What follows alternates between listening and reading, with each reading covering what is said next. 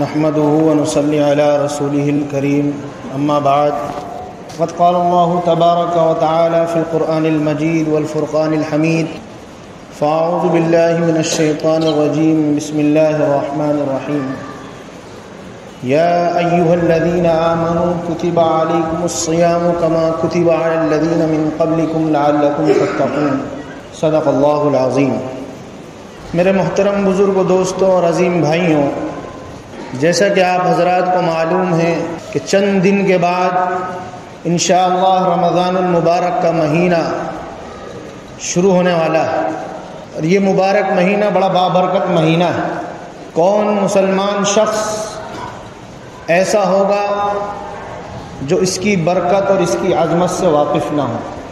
اللہ تبارک و تعالی نے یہ مہینہ اپنی عبادت کے لیے بنایا ہے، اور نہ جانے کیا کیا رحمتیں اس مہینے کے اندر اللہ تبارک و تعالی اپنے بندوں پر مبذول فرماتے ہیں۔ ہم اور آپ ان رحمتوں کا تصور بھی نہیں کر سکتے۔ میرے محترم بزرگ و دوستوں، اس مبارک مہینے کے اندر بعض اعمال ایسے ہیں جن کو ہر مسلمان جانتا ہے اور اس پر عمل بھی کرتا ہے۔ مثال کے طور پر ہر مسلمان کو معلوم ہے کہ اس مبارک مہینے کے اندر روزے فرض ہیں۔ الحمدللہ مسلمانوں کو روزہ رکھنے کی توفیق ہو جاتی ہے۔ تراویح کے بارے میں معلوم ہے کہ سنت ہے، اس میں بھی شرکت کی سعادت حاصل ہو جاتی ہے۔ لیکن اس وقت میں ایک اور پہلو کی طرف توجہ دلانا چاہتا ہوں۔ عام طور پر یہ سمجھا جاتا ہے کہ مبارک مہینے کی خصوصیت صرف یہ ہے کہ اس میں روزے رکھے جاتے ہیں اور رات کے وقت تراویح پڑھی جاتی ہے، اور بس، اس کے علاوہ اور اس کی کوئی خصوصیت نہیں۔ میرے محترم بزرگ و دوستو، اس میں کوئی شک نہیں کہ دونوں عبادتیں اس مبارک مہینے کی اہم عبادات میں سے ہیں، لیکن در حقیقت صرف تراویح پڑھ لینے سے اور روزہ رکھنے کی حد تک بات ختم نہیں ہوتی، بلکہ رمضان المبارک کا مہینہ ہم سے اس سے زیادہ کا مطالبہ کرتا ہے۔ وہ یہ کہ قرآن کریم میں اللہ تبارک و تعالی نے فرمایا وَمَا خَلَقْتُ الْجِنَّ وَالْإِنسَ إِلَّا لِيَعْبُدُونَ، کہ ہم نے انسانوں کو اور جناتوں کو ایک کام کے لیے پیدا کیا، اور وہ کام کیا ہے کہ وہ میری عبادت کرے۔ تو اس آیت کریمہ سے اللہ تبارک و تعالی نے ہمیں یہ بتا دیا کہ انسان کی تخلیق کا بنیادی مقصد وہ یہ ہے کہ انسان جو ہے میری عبادت کرے، یعنی اللہ تعالی کی عبادت کرے۔ اب بہت سے لوگوں کے ذہنوں میں یہ شبہ ہوتا ہے، یہ سوال پیدا ہوتا ہے کہ جب انسان کی تخلیق کا مقصد صرف عبادت تھا تو اس کے لیے انسان کو پیدا کرنے کی کیا ضرورت تھی؟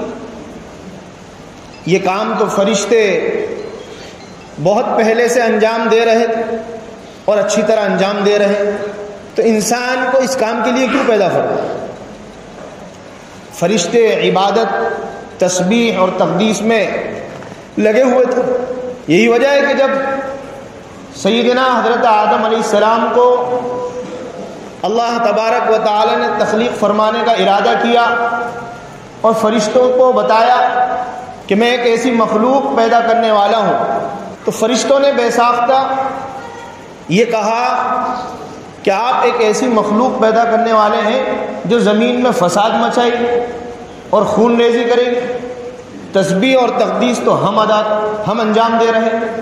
تو میرے محترم بزرگ و دوستوں، بے شک فرشتے جو اللہ تعالی کی عبادت کر رہے تھے وہ بالکل مختلف نوعیت کی تھی، اور انسان کے سپرد جو عبادت کی گئی ہے وہ مختلف نوعیت کی۔ اس کا جواب یہ ہے، وہ کیسے کہ فرشتے جو عبادت کر رہے تھے ان کے مزاج میں اس کے خلاف کرنے کی صلاحیت نہیں ہے۔ وہ اگر یہ چاہیں کہ ہم عبادت کرنا چھوڑ دیں تو وہ عبادت کرنا نہیں چھوڑ سکتے، کیونکہ ان کے اندر اس کے خلاف کرنے کی صلاحیت ہی نہیں رکھی اللہ تعالیٰ۔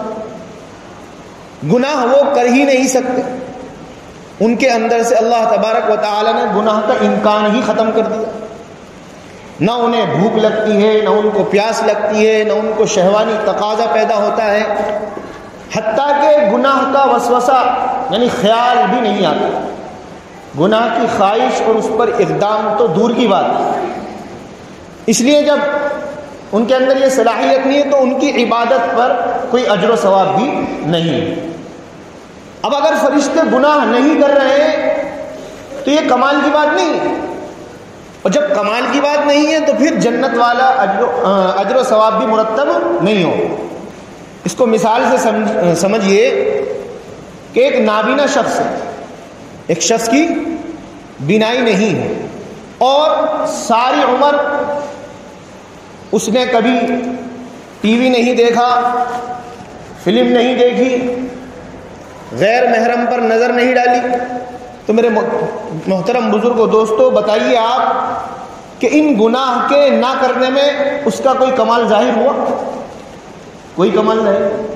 اور ایک دوسرا شخص ہے کہ وہ جو چاہے دیکھ سکتا ہے، بالکل ٹھیک ہے، دیکھنے کی صلاحیت موجود ہونے کے باوجود اس کے دل میں جب گناہ کا تقاضا پیدا ہو رہا ہے، غیر محرم پر نظر ڈالنے کا ارادہ اس کا ہوا، تو اس نے فوراً اللہ تعالی کی خوف کی وجہ سے اپنی نظریں نیچے کر لی۔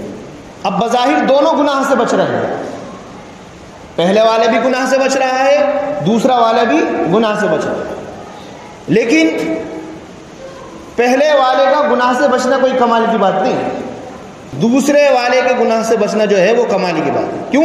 کیونکہ پہلے والے کے اندر تو صلاحیت ہی نہیں ہے دیکھنے کی، نظر تو جب ڈالے گا، اور دوسرے والے کے اندر صلاحیت دیکھنے کی موجود ہے اور گناہ کرنے کا ارادہ بھی اس کے اندر آ رہا ہے، لیکن صرف اللہ کے خوف کی وجہ سے اس نے نظریں نیچے کر دی۔ تو لہذا فرشتے اگر صبح سے لے کر شام تک کھانا نہ کھائیں، پانی نہ پئیں، تو یہ کوئی کمال نہیں ہے۔ کیوں؟ کیونکہ ان کے اندر کھانا کھانے کی، بھوک کی صلاحیت ہی نہیں، ان کو اس چیز کی ضرورت ہی نہیں۔ جب ضرورت نہیں ہے تو پھر اس پر اجر و ثواب بھی نہیں ہے۔ لیکن میرے دوستو، انسان ان سب حاجتوں کو لے کر پیدا ہوا ہے۔ انسان چاہے کتنے سے کتنے بڑے مقام پر، سب سے اعلیٰ اور عرفہ مقام جو ہے وہ نبوت کا ہے، اگر وہ وہاں پر بھی پہنچ جائے تو تب بھی وہ کھانے پینے سے مستغنی نہیں ہو سکتا۔ کفار نے یہی اعتراض کیا انبیاء علیہ السلام پر، مالی ھذا الرسول یاکل الطعام ویمشی فی الاسواق، کہ رسول کیسے ہیں کہ کھانا بھی کھاتے ہیں، بازاروں میں بھی چلتے پھرتے ہیں، یہ کیسے رسول ہے؟ تو میرا کہنے کا مقصد یہ ہے کہ یہ کھانے پینے کا انبیاء علیہ السلام بھی کھانا کھاتے تھے، بازاروں میں گھومتے تھے، یہ اعتراض کفار کو تھا انبیاء علیہ السلام کو۔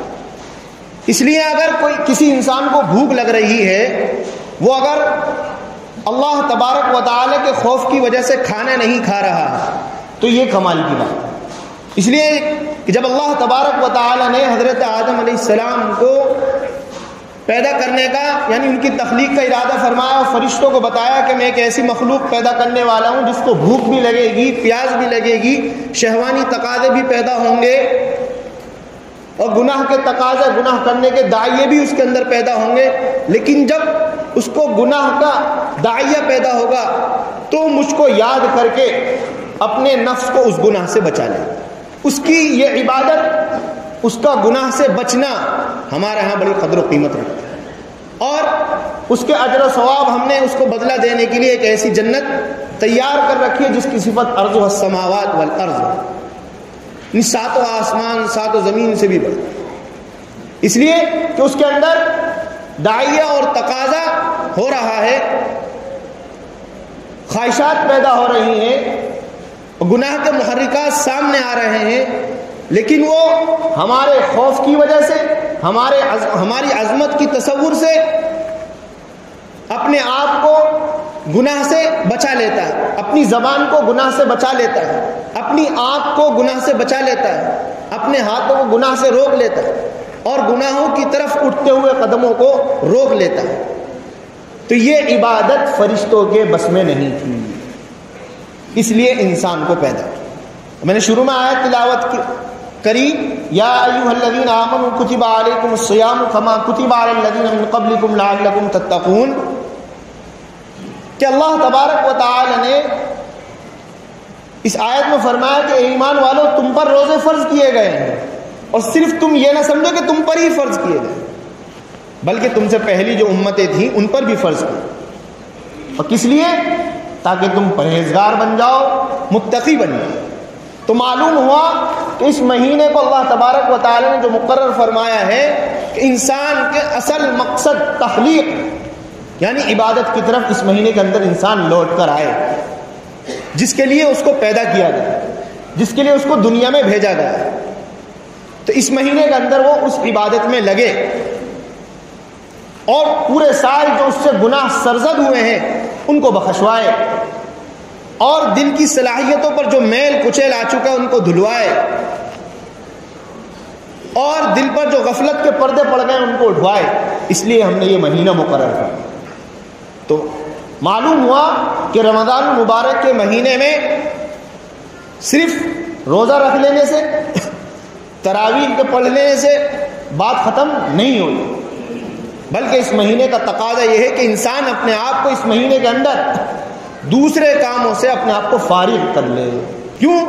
کیونکہ پورے سال زندگی کی دوڑ دھوپ میں، تجارت میں، زراعت میں، مزدوری میں، کھیل کود میں اور دوسرے کام دھندوں میں لگے رہے. لیکن یہ مہینہ جو ہے اب اصل مقصد کی طرف یعنی تخلیق یعنی عبادت کی طرف لوٹنے کا ہے. تو اس لیے اب اس کو چاہیے کہ وہ اپنے آپ کو اس میں جو ہے زیادہ سے زیادہ وقت، یا تو پورا کا تمام وقت، پورا کا پورا وقت، ورنہ کم از کم اکثر اوقات یا جتنا زیادہ سے زیادہ ہو سکے عبادت میں صرف کریں. اور اس کی انسان کو پہلے سے تیاری کر لینی چاہیے، ایک نظام بنا لینا چاہیے، ایک شیڈیول تیار کر لینا چاہیے. جس طرح کچھ عرصے مشین کو یا گاڑی کو کچھ عرصے استعمال کرنے کے بعد اس کی سروس کرائی جاتی ہے، اسی طرح اللہ تعالی نے انسان کی سروس کے لیے یہ مہینہ مقرر فرمایا. اللہ تبارک و تعالی ہمیں اور آپ کو مبارک مہینہ جو ہے خیر کے ساتھ، صحت کے ساتھ اور تندرستی کے ساتھ عطا فرمائے، اور اس میں کثرت سے عبادت کرنے کی توفیق عطا فرمائے. وآخر دعوانا الحمدللہ.